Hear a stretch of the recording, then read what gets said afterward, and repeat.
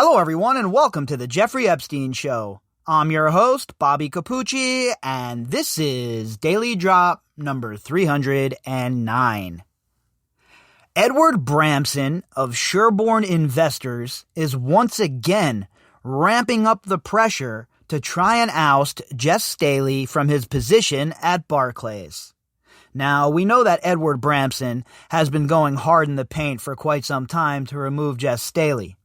And he has latched on to this Jeffrey Epstein situation that Jes Staley finds himself in, and he is using it to leverage the company and to get Jes Staley tossed out onto the breadline. And I'll tell you what, I'm really not a fan of activist investors for the most part, because they are not,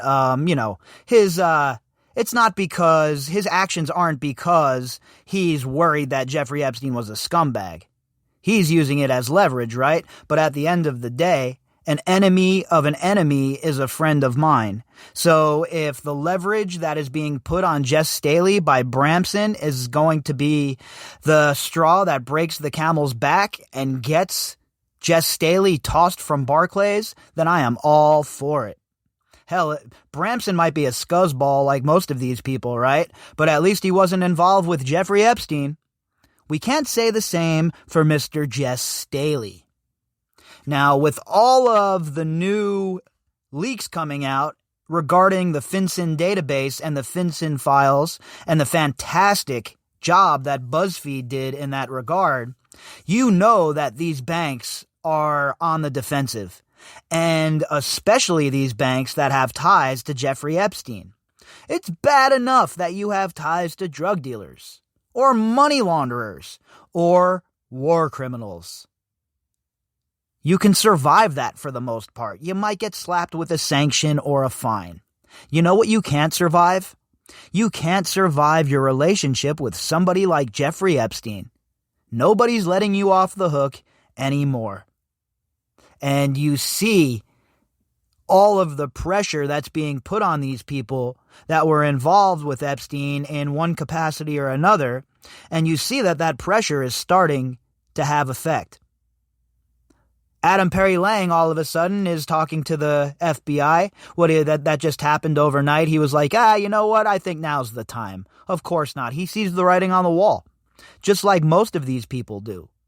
But some of them are so entrenched. Some of them are so deep in their relationship and with their ties to Epstein and Maxwell that they can't do anything but continue with this marathon defense that they're using. I got to distance myself, so let's get on the horse here. Let's get our marathon shoes on.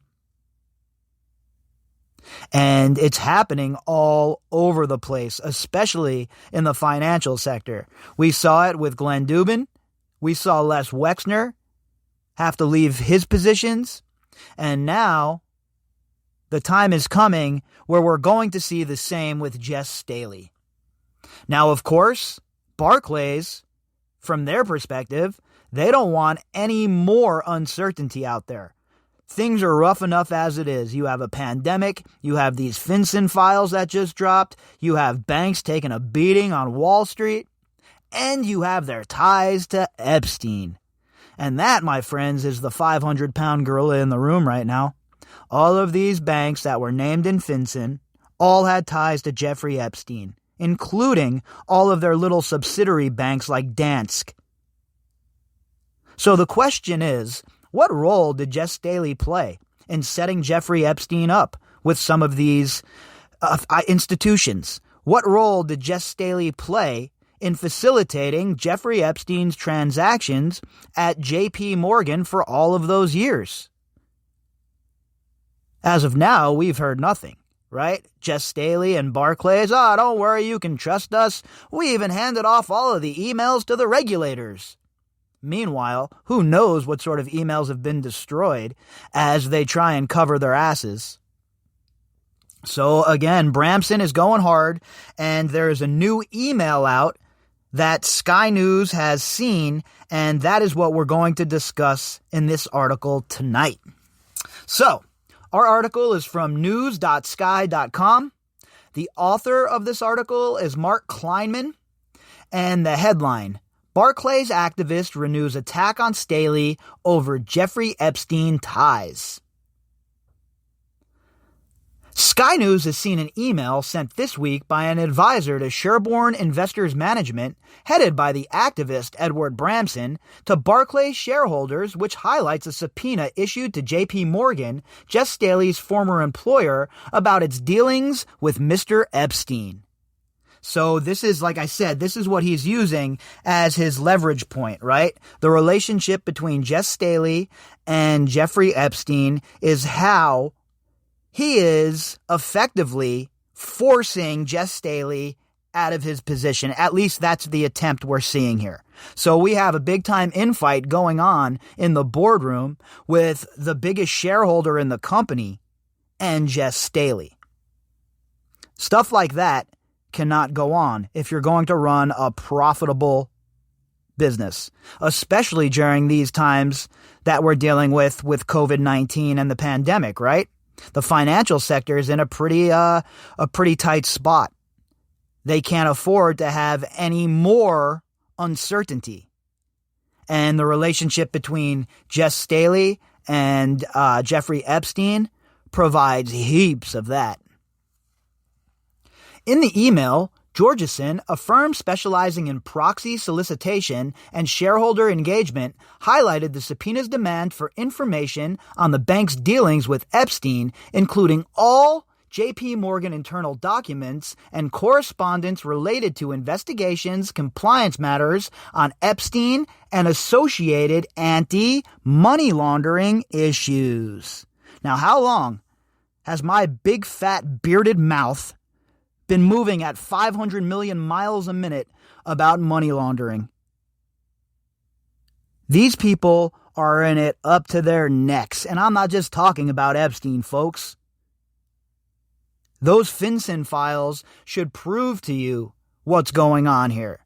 That should let you know and be a signal to you that these banksters and the people in charge of the financial sector are a serious, serious threat to Western society. And I honestly mean that when I say it. I truly feel that. That's not hyperbole or me just, talking shit. I believe that the financial sector is honestly evil. And they're engaged in a form of modern-day slavery with their predatory loans and their credit crunches and the rest of their bullshit. And yet they all seem to get away with all of it. Nobody went to jail after the financial collapse. Jes Staley, all these business ties with Epstein, but it didn't matter. Still was hired by Barclays. So you see, like George Carlin said, it's a big club, and we ain't in that club, folks, all right? It also singles out just one bank employee, requiring JPM to deliver all communications between James E. Staley and Jeffrey E. Epstein regarding his accounts, services, or transactions, the email added. That's even more sinister, right? The only employee in the whole company who the regulators want to see information from is Jes Staley. Now, I wonder why. You think Jes Staley just takes control of all of his clients' transactions, oversees all of them? Or do you think he has his henchmen and his office people do that? But all of a sudden, Jes Staley is dealing with Jeffrey Epstein one-on-one all the time? There's no intermediary? There's no assistant? Why is it that they're just looking for the emails between Staley and Epstein? And why was Staley dealing directly with Jeffrey Epstein while he was at J.P. Morgan? No oversight? There's no auditing reports? There's none of that? Interesting. The message sent out on behalf of Sherborne also referred to the fact that the law firm seeking the information from J.P. Morgan is called Motley Rice, who you may remember represented victims of BP PLC's Deepwater Horizon oil spill. So I don't know much about that, right? So I won't comment on that. I know that Deepwater Horizon oil spill is still screwing things up, though. It's still causing some grief for the area. So I don't know. As you know, Sherborne has asked several times why Staley didn't close Epstein's accounts, despite being urged to do so by the bank's legal and compliance departments, it went on. So, again though, I agree that the buck stops with Staley. He's the head honcho. He can finesse the auditing department. He can finesse the compliance department. And I'm sure he even has some sway over legal. But at the end of the day, the whole entire company as a whole at JP Morgan needs to take some responsibility for this stuff. And I don't mean just a fine, okay? If they're engaged in harboring money that's been laundered, if they're helping people wash money who are engaged in war crimes and sex trafficking, people need to go to prison, okay? No more slaps on the wrist, no more $150 million fines that the shareholders are paying. There needs to be direct action when these people, these CEOs and otherwise, are involved in illicit and illegal activity. I know it's a lot to ask for, right? For the justice system and for the system that we live under to treat everybody equally under the law, but here we are. As you will see, it looks like we will shortly find out as the U.S. lawyers now have Staley firmly in their sights. And I've told you guys that for quite some time, right? I've heard a lot of rumors to that effect. I've heard a lot of talk from people that work in the financial district that say things are real shaky for Staley and for Barclays as a whole over this Jeffrey Epstein stuff, and that the regulators and investigators, as well as the lawyers, have some pretty damning evidence, emails, etc., etc. So Staley is really in jeopardy here, folks. A Barclays shareholder said the email was an obvious attempt to keep the pressure on Barclays over Mr. Staley's continued tenure. Sherborne has struggled to gain traction with its campaign to force Barclays into a major strategic overhaul since it became a shareholder in 2018. So remember, like I said earlier, this is what's at the very heart of Sherborne's moves. The fact that he's wanted this overhaul since 2018. So it's not like his motivations are noble here, right? Abramson is Bramson is some kind of, great guy who just wants to see justice done. That's not what's going on. But again, an enemy of an enemy is a friend of mine. Mr. Bramson saw his request for a board seat overwhelmingly opposed by the bank's investors, and this year changed tack by focusing on Mr. Staley's links to Epstein, which dated back to 2000 and involved a number of personal and professional meetings. So just think about that for a minute. Jes Staley has this position of power, right? And he has this cloud over him because of his relationship with Epstein and the way he facilitated Epstein's criminal behavior. Yet Bramson can't even get a spot in that boardroom.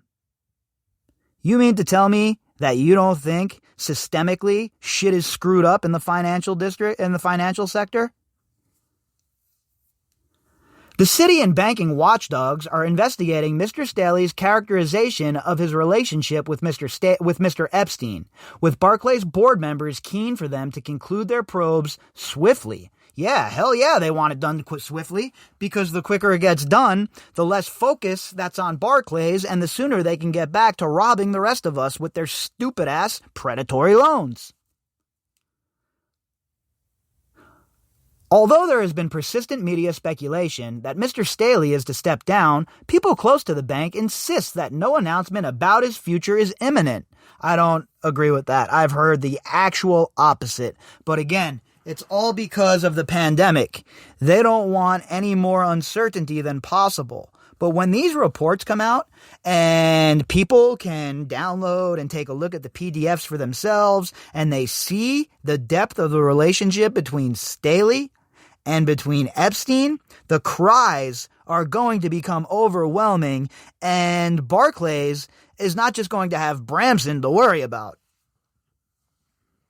The depth of the coronavirus crisis impact on the balance sheets of British banks means regulators are unlikely to see instability in the leadership of one of the country's biggest lenders. So there it is. It's all about the Benjamins, baby. right? It's all about the fazuls. It's all about the money. You can't get enough money. When you become this rich, you just got to suck the money up like a giant vacuum cleaner. And it doesn't matter about anything else. More. I need more. Sherborne, which holds 6% stake in Barclays, declined to comment on the email's contents or its advisor's offer to shareholders to talk about the legal proceedings in more detail. Barclays declined to comment. And yeah, I would not think that Barclays has anything to say at this point. When we hear from the regulators, when the regulators come to their conclusions and they find whatever it is that they're looking for within those emails and the other communications, et cetera, then it's going to be a little bit more difficult for Barclays to not answer any questions in regards to what occurred here. So Barclays has some trouble coming down the pipe, folks.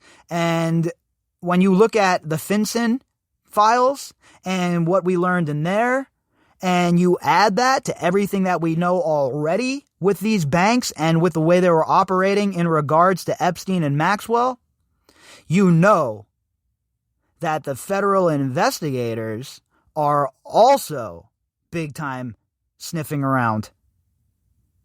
If we're talking about it here on the podcast, you better believe that the prosecutors or the survivors' lawyers are also taking a look down this avenue. And in my opinion, Jes Staley is a big player in this, one of the biggest enablers, and somebody that doesn't get talked about nowhere near enough. Him, Leon Black, Les Wexner, Robert Maxwell, these are all bagmen for Jeffrey Epstein and Ghislaine Maxwell. And without the lifeblood of their dollars, in my opinion, folks, none of this shit ever occurs.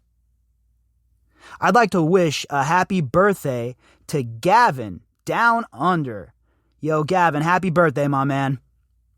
If you'd like to contact me, you can do that at bobbycapucci@protonmail.com. That's BOBBYCAPUCCI@protonmail.com. You can also find me on Twitter at BOBBY_CAPUCCI. All right, folks, I'll be back tomorrow and we will pick up this conversation where we left it off. Oh yeah, I might want to add this as well. You can find all of the links that go with this episode inside of the description box.